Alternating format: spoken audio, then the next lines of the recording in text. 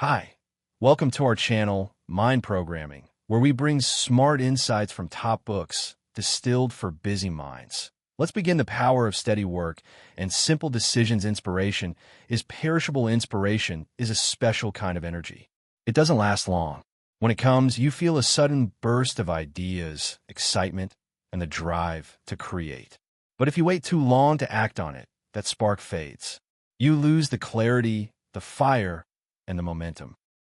There was once a pair of friends who came up with a new idea for an online notebook while walking home one evening. The idea felt fresh and different. They rushed home and started building.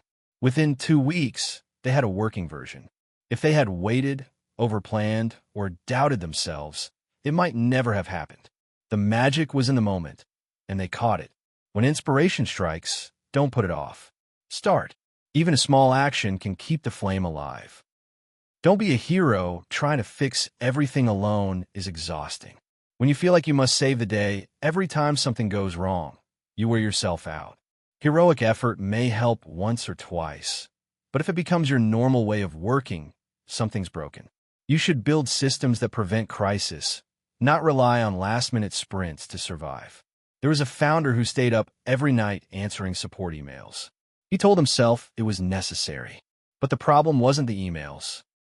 It was a confusing sign-up process that led to too many questions.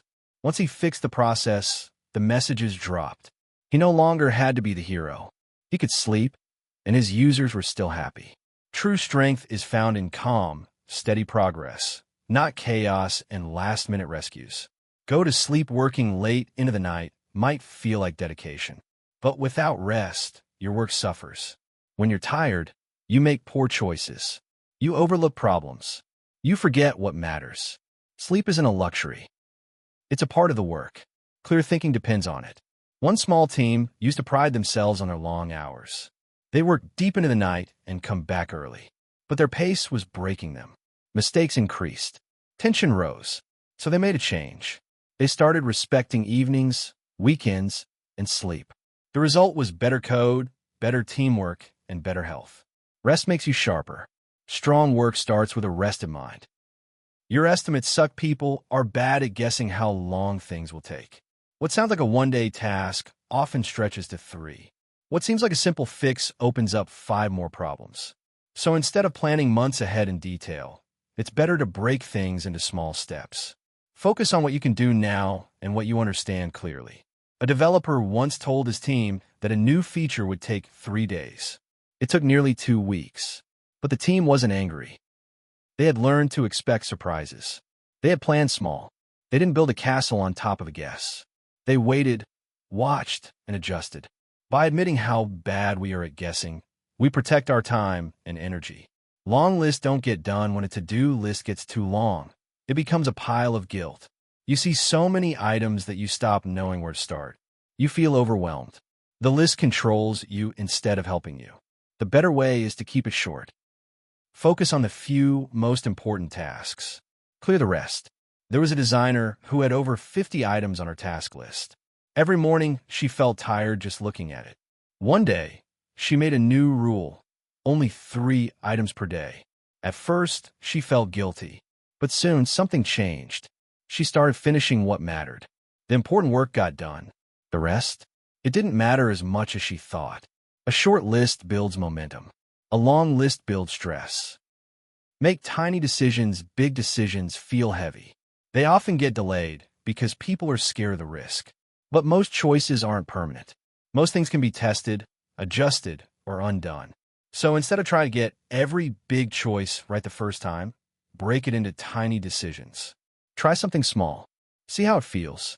There was a team who couldn't agree on the homepage for their website. So they decided to test 3 versions on a small group of users. Each version was a tiny bet. One of them clearly worked better.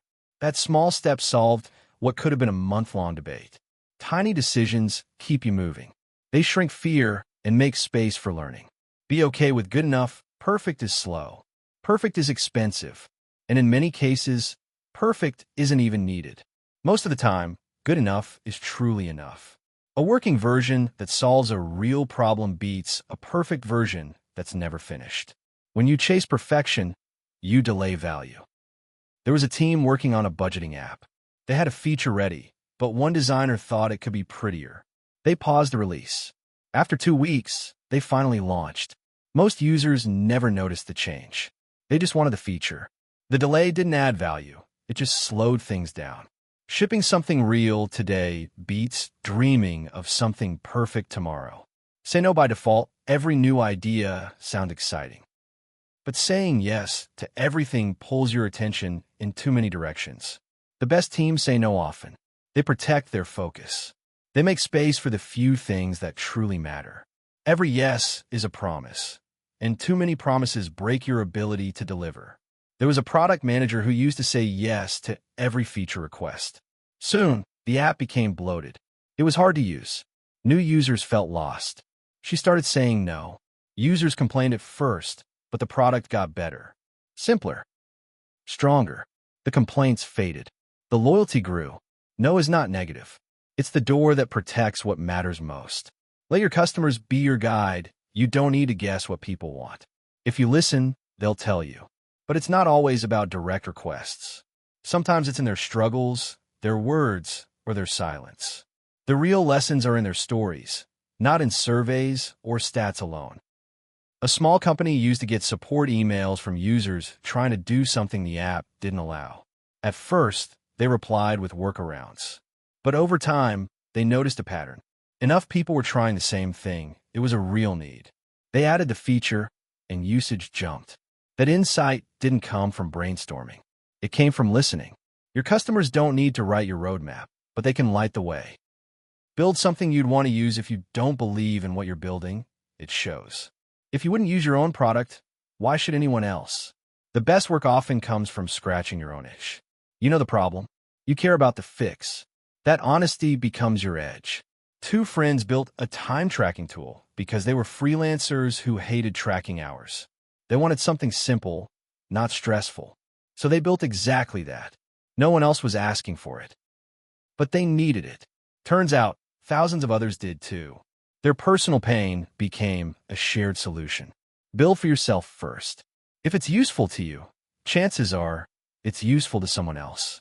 Thank you for listening, and please like the video and subscribe for more great upcoming content that will put you in top 1% people in the world.